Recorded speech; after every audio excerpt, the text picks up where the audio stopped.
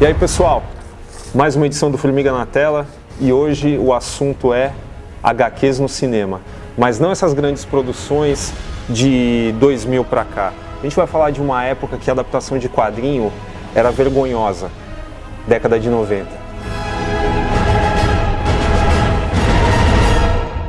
Antes agora dessa onda de quadrinhos que a gente tem, muito por causa dos efeitos especiais, que agora é possível fazer, né?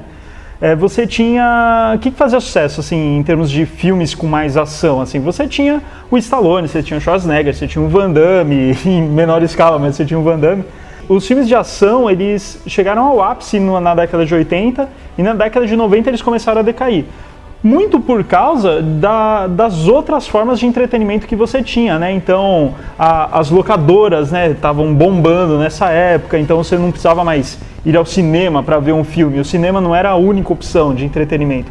A indústria precisava achar novas maneiras para levar a galera para o cinema, né? Então, poxa, como é que a gente vai pegar esse tipo de gênero, que seria um gênero de ação, principalmente ação voltado para uma pessoa, né? Então, um herói, aquele negócio, o One Man Army. Hollywood precisava dar algum jeito nesse gênero.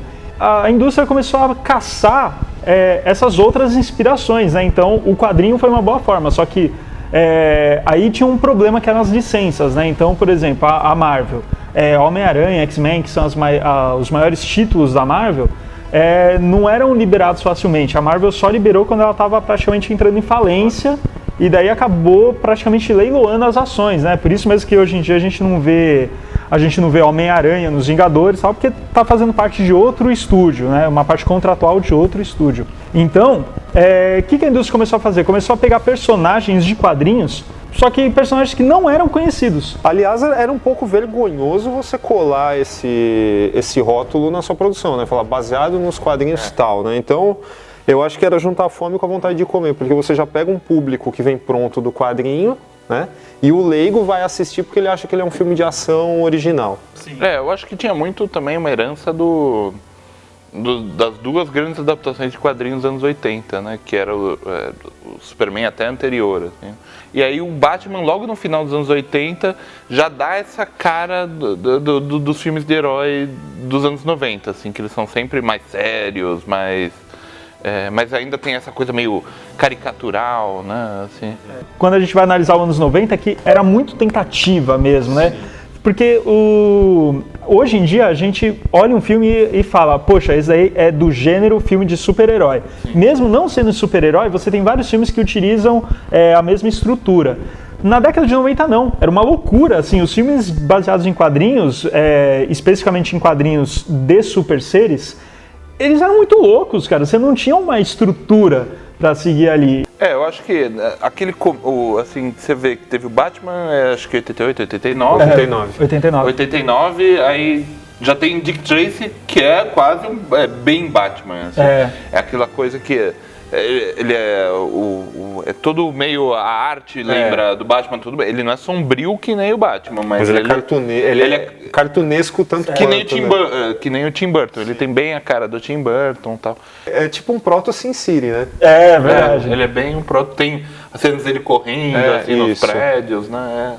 Não, é um filme interessante como experimento visual. Agora, se é bom, precisaremos ver de novo, né?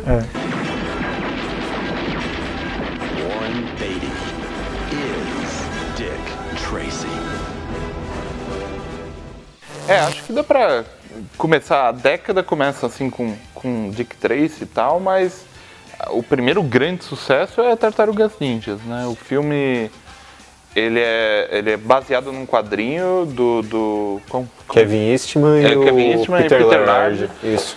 Que o Kevin Eastman é um dos criadores da heavy metal, né? É um quadrinho que é totalmente diferente, assim, se você vê, elas não são coloridas, né? E é bem violento, totalmente outra vibe. É uma tiração de sarro com a Marvel, né? Na verdade, né? Só que aí o cara já tinha vendido a licença pro desenho animado, e o desenho animado já explodiu, que toda criançada adorava, assim, e o desenho mudou completamente. Aí elas eram maníacas por pizza, era bem mais focado no humor, assim. Era infantil já. E era um bom desenho, assim, então... o filme é bem baseado no desenho, né? E é um bom, eu acho o primeiro, o Tartarugas Ninja, uma boa adaptação do desenho, assim. Ela realmente não tem muito do quadrinho. Mas o primeiro filme eu acho bem bom. Eu achava que devia ter mais coisa do desenho, né? Ele já é um filme que ele tem aquela coisa da limitação do orçamento. Da limitação do orçamento. Então, pô, O mesmo que aconteceu com Tartarugas Ninja em termos de adaptação, passar do quadrinho pro cinema, aconteceu com Máscara também, porque o Máscara é um quadrinho violento, mas assim, não violento, que ele era de terror, era um quadrinho de terror, então era uma violência mais, tipo, o cara arranca o próprio coração e come, essa parada trash de terror. E daí, os caras tiveram a ideia, vamos transformar essa coisa em comédia, né? Mais ou menos como Tartarugas Ninja. O Máscara também, eu acho um bom filme. Assim, Sim, é um ótimo filme. E não foi infantilizado, né? Ele tornou-se engraçado, né? Tornou-se mais engraçado, né? Now you have to ask yourself one question. Do I feel lucky? Do ya? Punks? Rocketeer, de 1991, adaptação da graphic novel do Dave Stevens, que, aliás, é um grande trabalho de ilustração, que foi publicado em 1982. Com relação à adaptação, bom, é um filme bem ok para a época, né? Mas é um filme que, se você parar para pensar hoje, é um filme que fica devendo absurdamente, né? Ele tem seu clima de época, tem uma direção de arte legal, né? Eu acho que a própria concepção visual do personagem, a forma como ele passou para a tela, ele tá bem fiel. Ele é aquilo que os fãs pediam para milhares de outros personagens na época, né? Principalmente pro Batman, né? Que quando foi todo preto pro cinema, todo mundo falou, não é o Batman, né? Eu queria o pijama cinza e tal. E o Rocketeer tem uma solução legal pro visual do personagem. Mas é aquilo, né? A gente queria ver mais, a gente queria mais ação, a gente queria mais o cara voando e não tem. Ele é bem aquilo que você falou também, né, da HQ. Ela é uma HQ que tem uma arte muito legal e é uma historinha legal. E é meio o filme, né? Eu lembro eu vi na TV, assim, eu achava, nossa, o que é isso? No comercial tinha o cara voando, né? Mas o visual era tão legal, assim, e tinha essa ideia do super-herói que era no passado, assim. Sim. Que já era uma ideia bem diferente, assim. E daí, dando sequência, a gente tem a questão, o Batman Retorno, né, em 92. E daí o louco é aquele lance, né, tipo, vamos tentar ganhar mais dinheiro com isso, né? Então, Tartarugas Ninja, baseado em um quadrinho desconhecido, um quadrinho adulto, violento. Fizeram um produto mais infantil, vendeu boneco, teve jogo e tal. Nada mais lógico que pegar o Batman e transformar na mesma coisa, né? E daí a gente teve o Batman Eternamente, a gente teve o Batman e Robin, do Joel Schumacher. Qual que foi a ordem? A ordem foi, deixe isso mais colorido, deixe isso mais infantil e pra gente poder vender boneco. Porque ninguém ia querer um boneco do Pinguim, um cara que come peixe cru e tal. Bom, e dando sequência, a gente tem em 94, aí não dá, não sei nem o que falar desse filme, né, que é o Quarteto Fantástico do Roger Corman. Ele produzido, né, todo mundo acha que foi ele que dirigiu, mas... Mas tem até a cara. Quando você lê, assim, década de 90, 2000, o que é produzido pelo Roger Corman, né, tem a cara dele, sim, né? Sim. Então... E assim, o filme, ele nem chegou a ser lançado, né? De tão ruim que ficou, não né? lançar, né? As roupas de astronauta são tipo aquelas do Chapolin, né? No episódio do Aerolito, né? É que eu acho engraçado desse filme, que ficou ruim. Você entregou pro Roger Corman fazer um filme assim. Você entregou pro Roger Corman. Olhou, ficou tosco. Nossa, cara, entrega da próxima vez pro Ed Wood, cara, que ele faz pior. Exatamente.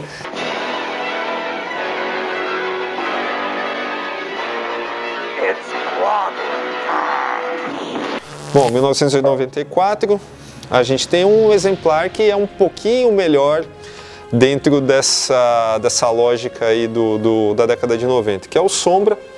Eu acho ele um filme interessante, eu acho ele um filme legal assim de ver, se ele estiver passando eu vou parar para assistir. Ele tem muito a coisa do filme dos anos 30, 40, assim, é bem legal, a atmosfera do filme é bem legal. O problema é que ele já erra na escalação do seu ator principal, né? Que o Alec Baldwin, sei lá, eu acho, cara, que faltava algum, sei lá, algum insight de criatividade para deixar esse filme legal. Por exemplo, quando ele se transforma no Sombra, tem aquela maquiagem toda artificial, ok? Que ele fica com o nariz quadrado e tudo. Cara, se você não tivesse mostrado o rosto do Alec Baldwin no começo, daria para entender que, sei lá, a gente não sabe qual que é o rosto verdadeiro do cara, se ele tá usando seu poder hipnótico ali ou não, entendeu? Mas, quando começa o filme, você já vê a cara do Alec Baldwin lá como... rei do ópio lá na China, né, que ele vai cair, não lembro, em algum lugar, China, Nepal, e com uma peruca ridícula e tal, você vê, pô, é o Alec Baldwin, aquela é a cara real dele, entendeu? Sei lá, eu acho que poderia ser melhor trabalhado nesse sentido. Who knows what evil lurks in the hearts of men? The Shadow. E acho que 94 foi o ano que mais estava saindo, assim, filme. E o engraçado é que, assim, tem mais coisa underground ainda, que o Time Cop do Van Damme, ele é baseado num quadrinho. Eu nunca li o quadrinho, nem sei se chegou, eu duvido que tenha chegado no Brasil. Não. Eu acho que ele é underground, do underground lá nos Estados Unidos também. Mas acabaram fazendo um filme com o Van Damme. Só que o filme é muito ruim, né, cara? É que o filme é aquela época que o Van Damme deixou de... Alguém achou que ele era um ator, era um astro de ação. Porque ele nunca foi, assim, ele era bom quando ele era um astro de luta, assim, de sabe? Luta, de filme exato. de luta, ótimo, filme de luta, ou mesmo como lutador aí, mas ele era o cara do filme de luta. Aí falaram, nossa, filme de luta é que tipo de filme? Ação. Então ele é astro de ação. Não, ele é terrível como astro de ação. Ele é bom no filme de luta. Por quê? Porque ele luta. Cara. Exato, unicamente. E mais ou menos. Mais ou menos, porque nunca teve um coreógrafo que prestasse nos filmes dele, né, cara? Bom, e ainda em 94 a gente tem o Corvo, né? Que é a adaptação do quadrinho do James O'Barr. É uma história muito pesada. Quando você pega o quadrinho, primeiro você tem o prefácio que conta a inspiração do James O'Barr, né? O James O'Barr, ele perdeu a namorada, né? A namorada dele tinha 18 anos e ela foi atropelada por um motorista bêbado. E ele diz que o quadrinho, querendo ou não, foi uma espécie de terapia para ele, que ele tava com toda a raiva, ele pensou em ir atrás do cara para matar o cara, enfim, ele ficou naquela loucura, né, quase depressiva ou até depressiva, e ele falou que o quadrinho foi uma grande libertação para ele. E quando você lê o quadrinho, você vê que, assim, de fato, essa tragédia na vida dele foi o que levou ele a escrever o quadrinho. O quadrinho é muito baseado nisso. Então você tem o personagem do Eric Draven, a personagem da Shelley. O quadrinho ele é bem denso, não apenas por essa história que, com o prefácio, é pesada, você sente isso. Mas, assim, ele tem trechos de poemas do James O'Barr e de outros autores. E a adaptação, eu gosto muito, assim, óbvio que ela não tem a profundidade do quadrinho, mas eu acho que ela é muito honesta e justa com o sentimento do quadrinho. Assim, o sentimento que eu tenho lendo o quadrinho é o mesmo sentimento que eu tenho vendo o filme. Então, e o filme também é pesado. Eu acho ele muito bom até, assim, quando... eu sabia que era um quadrinho, nunca tinha lido, mas eu via assim, eu via que ele era baseado num quadrinho, porque ele não esquece isso, vamos dizer assim. Ele tem aqueles planos do corvo voando pela cidade, assim, é bem legal. Também assim, por mais que tem esse negócio de vingança, tem esses criminosos e tal, querendo ou não, é um romance também, né? É um romance que em nenhum momento ele esquece do porquê ele está fazendo isso, em nenhum momento fica uma coisa gratuita de ação. E eu acho que ele tem uma coisa que é legal, que ele é o melhor filme, um dos melhores filmes com clima gótico, assim. E aquela coisa do roqueiro gótico, porque é o cara com a guitarra e tal, aquela coisa que eu tinha uns amigos góticos, sabe, de fazer um poema, de estar sozinho tocando. Pô, ele é um filme que pega muito bem esse universo. E lidar com a morte, né, com a ideia da morte. É um filme muito legal. O James O'Barr, ele tem forte influência, bom, do The Cure, até pro próprio personagem, e daí você já faz ligação com o Sandman, que o personagem do Eric Draven, ele lembra muito o Sandman, e quando você vê o James O'Barr falando, ele diz que a forte influência dele era Neil Gaiman e era The Cure. Chegando aí em 1995, a gente vai para um outro filme aí desconhecido, de uma HQ meio desconhecida por aqui também, mas já foi lançada pela Panini.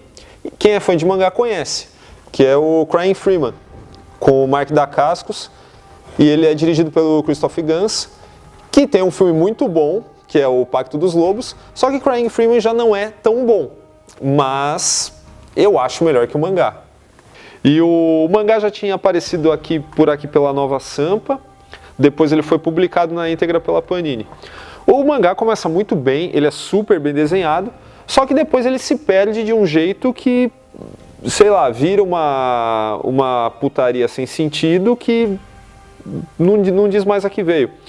O filme ele é bem bacana, ele não esconde aí sua vocação de filme B, mas ele é legal porque ele se fecha dentro de uma historinha, ele não fica se alongando e, aliás, essa é mais uma característica dos filmes dessa época, né?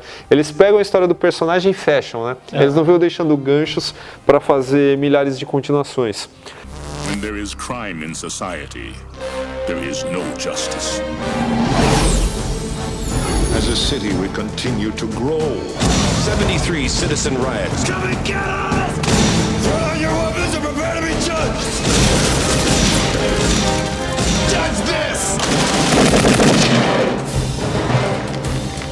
Court's adjourned.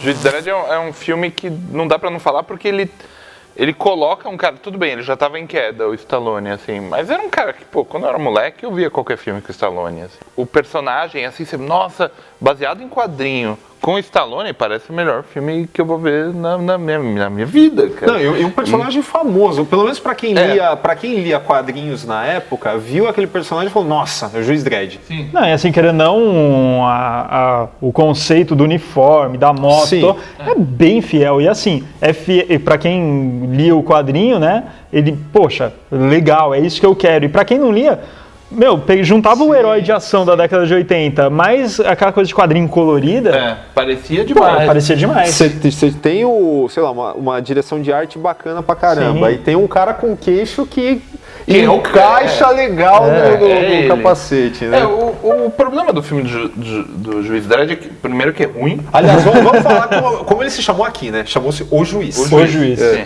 O quadrinho todo mundo era reconhecível, assim, que ele é um quadrinho inglês, né, da 2000 AD. Ele é um quadrinho que ele é muito satírico, assim. Então ele é feito por uma galera que é ultra esquerda, só que é um quadrinho de ultra direita, assim. Só ele é bem aquela coisa, né, tipo, pô, é louco torcer pelo Juiz Dredd, mas você saca que ele é um fascista maldito, assim. Total. E aí o filme é bobo. O filme, ele perde todo esse lado satírico, assim. Começa por mostrar a cara do Stallone. Mas eu até entendo mostrar, porque que é o que chama o filme. É o que chama. Mas o problema é que eu mal lembro dele com a máscara. Não, é que ele faz assim, ó, oi, eu sou o Juiz. É o contrário do outro filme, né? Que ele só vê na penumbra, ele põe e acabou. Então, cara, mas aí você já tá fazendo outro personagem, né? Esse que é o problema, porque você tira uma característica fundamental do personagem. Que é nunca tirar a máscara. Exatamente. Aí você coloca o Rob Schneider de alívio cômico. Como não é nem alívio, sidekick do cara. Tinha que ser engraçado, né? Não, e assim, pra mim o maior problema do filme, assim, óbvio, quando eu vi quando era criança, eu gostei, não sei o quê. E daí depois, assim, quando eu cresci, eu comecei a ler quadrinho e tal, daí eu vi que tinha o quadrinho do Juiz Dredd. Daí eu pensei, nessa época eu já sabia que o filme era ruim, daí eu pensei, pô, o quadrinho deve ser zoado, mas deixa eu pegar. E daí eu tive contato com esse lado cínico. E daí eu vi, poxa, olha só que interessante. E aí eu passei a odiar o filme ainda mais, porque no filme ele é um herói, nossa, vai salvar todo mundo. E não, ele é um cara totalmente focado naquele... Ele é a favor do sistema. Né? No filme, o Juiz Dredd ele vai contra o sistema. Não, o Juiz Dredd do quadrinho, ele é o... Ele se esbalda no sistema quase. Exato. Assim. É que ele é justamente aquilo. Ele é a ferramenta do sistema. Ferramenta, E aí você acompanha, assim, é aquilo que o filme novo mostra que é legal, assim, é que você nunca saca o que é que ele realmente acha. Ele é só uma ferramenta. Não é pra você se identificar com ele, não é pra você ter um carisma. O carisma dele vem justamente de você olhar aquilo lá e, tipo, quase um Robocop sem se humanizar. É isso. Então, o filme foi contra isso, cara. E eu acho que até ele é um personagem muito reconhecível, mas ele não era popular, que nem Batman, Marvel, tudo mais. Então ele ainda poderia escapar se ele fosse um filme bom. Sim. Sabe? Ele podia ser o menos fiel possível. Sabe? Mas se ele fosse bom, ninguém ia estar, sabe? Pô, mas mudaram um monte de coisa, o fã de quadrinho ia ficar bravo, tudo bem, mas pro grande público, se o filme é bom, beleza, aqui o filme é ruim. Em 96 a gente tem o Fantasma, né? Aquele famoso, né? O primeiro uniformizado a colocar a cueca por fora da calça, né? Sim. O problema do Fantasma é o seguinte, cara, é a questão de você pensar, tentar entrar na cabeça do personagem, pô, como seria minimamente pensando na vida real. Cara, uma roupa roxa, daquele jeito, no meio da selva, não funciona de jeito nenhum, entendeu? Não dá. Você viu que até saiu uma graphic novel aí do Fantasma saiu recentemente aí no Brasil, a Mitos lançou capa dura, que o fantasma é um cara que pinta o corpo, então é uma concepção completamente diferente, né? Se o filme fosse por essa liberdade, que aí você falou, o filme precisa ser bom, ele não precisa ser exatamente tão fiel. Pô, tranquilo. Mas aqui a gente tem um lance, tem a prova de que não adianta o filme ser muito fiel. Não, mas eu acho que tudo vai do tipo de filme que você quer fazer, sabe? Se você quer fazer um filme mais infantil, mais não sei o quê, o Fantasma até podia ser colorido. Sim, sim. Mas é que o filme não é nem isso, ele tenta ser ali um Indiana Jones, querendo ser um Indiana Jones, mas é muito fraco, é um filme que ele não é infantil, e ele é fiel, mas ele sabe, é um quadrinho que é de 1930 e pouco, assim. Ele é um fiel que não se encaixa no tempo que foi feito o filme. Exatamente, né? Então você tem que fazer as adaptações para o público hoje aceitar. Phantom is real. Em 97, o Shaquille O'Neal, ele fez o Aço, né? Que é aquele spin-off que já era um spin-off tosco do Superman nos quadrinhos, o cara resolve fazer o filme justamente porque ele é fã do Superman. E claro que por causa do tipo físico dele, jamais poderia ser o Superman em mídia nenhuma, né? E, cara... Esse é terrível, né? Esse não dá pra falar, é terrível. A roupa de aço que é de borracha. Né? Você vê a roupa dobrando assim. E a boca pra fora, né? Esse é um filme que assim, é indesculpável. Assim. Agora tem uma cena que eu lembro, é a única cena que eu tenho lembrança desse filme, que tipo, sempre falam, uma piada do Shaquille O'Neal atleta, que sempre falam pra ele dobrar mais os joelhos na hora de arremessar. Sim. E daí, o clímax do filme, ele tem que pegar uma granada e jogar por uma janelinha num galpão que ele tá, e daí o molequinho fala, dobre mais as pernas. E ele dobra e joga. É ridículo.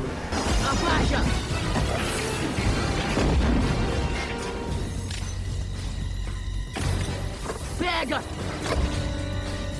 Não tem saída! Não tem saída! Joga! Rápido, rápido! Mas eu nunca acertei! Certo, é só dobrar os joelhos e relaxar. Vamos!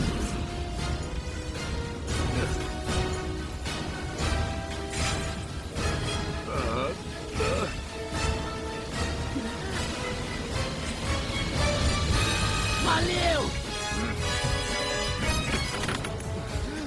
Não! A gente não pode esquecer que em 97 a gente teve Kull, o Conquistador, com o Kevin Sorbo, que era o Hércules naquela série antiga. Que o Kull, ele era um personagem que vinha na revista do Conan, né? Ele era uma história separada, só que Kull era antes, né? Ele se passava... Ele é uma era antes. Isso. Cronologicamente, assim, os dois. Uma era eu não sei qual foi criado primeiro, né? Os dois são criados pelo Robert E. Howard, né? Eu acho que o Conan foi criado primeiro e depois ele criou o Kull para contar histórias que se passam antes. É bom falar até que os dois são... baseado num quadrinho, mas que também é baseado nos livros. No livro, primeiro livro, depois quadrinho, depois filme. Mas só pra citar, porque o filme Kull isso eu não vi. é muito ruim. Aí teve uma época que eles decidiram fazer coisa pra TV. Que aí eles inventaram de fazer o filme do Nick Fury pra TV. Eles inventaram de fazer um filme da Geração X, que era um quadrinho, um spin-off dos X-Men pra TV. E depois a Liga da Justiça, né? Eu vi os três volta e meia. O Liga da Justiça às vezes passa no SBT, porque é o SBT, assim, né? E eles são todos muito fracos, porque eles tentam ser... O Nick Fury, pra mim, é o melhorzinho, olha só. Logo depois tem um filme que pra mim é um mistério de como produziram, que é o Spawn. Porque assim, primeiro que o quadrinho fez mega sucesso por causa do Todd McFarlane, que ele estava em alta nessa época. Só que assim, o personagem, o protagonista, ele não tem carisma nenhum, né, em termos nem de carisma de personalidade, muito menos de aparência, né? Imagina, você tem um protagonista com o rosto queimado. É um filme que você não sabe se ele custou muito caro e foi mal feito, ou se ele foi muito mal feito e deram mais uma graninha para colocarem mais coisa mal feita. Porque o Malebol já tá empagado. A cena do Malebol já dá a impressão que... Pô, isso na época, hoje em dia você desculpa, né? Assim, você fala, não, da época... Na época você já... Nossa, cara... Eu já tinha Jurassic Park, cara. Não, já tinha Flash Gordon de 80 e pouco. Já tinha Perdidos em Espaço em 50, sabe? O que é isso, cara? Você me faz um negócio desse. Bom, 1998 você tem aí um filme que pouca gente lembra de relacionar com quadrinho, né? Que é A Máscara do Zorro. Que pra mim, olha, eu arrisco dizer que de todos que a gente falou aqui, é o melhor. É o filme mais bem produzido, é o filme que tem um elenco mais bacana, é um filme assim que é uma aventura legal de se ver. Eu prefiro o Corvo. Eu também sou mais o Corvo, mas ele é um filme que... Eles são filmes também muito diferentes. Assim. São. Eu acho o Corvo um negócio mais legal porque eu gosto mais, assim. Mas eu acho o Zorro tão legal como filme aventura. Sim, assim. sim. O Zorro, ele é bem aventura de cinema. Sim. Né? Ele é muito cinematográfico. Legal de ver, assim. Quando anunciaram a produção da Máscara do Zorro e lançaram aí sua sinopse, que era o Anthony Hopkins ia ser o Zorro velho, que ia treinar um Zorro da nova geração, não sei o que lá, eu falei, lá vem tranqueira, né, meu? Queimei a língua geral quando eu fui ver no cinema, porque eu achei um mega de um filme legal, quaisquer outras implicâncias que se pudesse ter com relação ao roteiro do filme, né, que tipo, mas o cara ficou 20 anos preso e aí ele sai lá, tem o mesmo reflexo, não perdeu a habilidade na esgrima. Eu falei, dane-se. Entendeu isso aí? Bom, e no mesmo ano a gente tem o Blade, que eu gosto muito, acho um filme bem bacana. Pouca gente conhece os quadrinhos mesmo não eram muito conhecidos, ele fez muito sucesso antes. E assim, o personagem Blade do Wesley Snipes é muito diferente do Blade dos quadrinhos. O Blade dos quadrinhos é aquele negócio Black Power e tal. Blaxploitation total. Blaxploitation.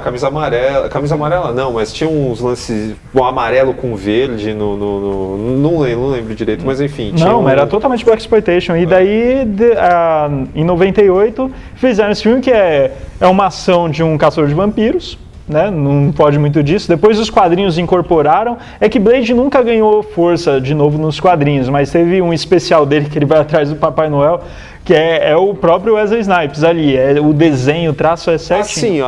O visual foi incorporado, né, depois. Eu acho que ele é um filme assim que ele, depois de todos esses filmes que foram todos meio malucos, assim, sabe? Ele traz de volta um visual bem mais sóbrio, assim, sabe? Eu acho que aí ele entra nessa coisa, sabe? Qual é o filme da retomada? Se é o Blade ou X-Men? Eu acho que é o X-Men porque é X-Men. Chama X-Men, são heróis conhecidos. E foi o que trouxe grana e fez os estúdios investirem, sabe? Né? Mas o Blade ele dá uma dica do clima, assim, sabe?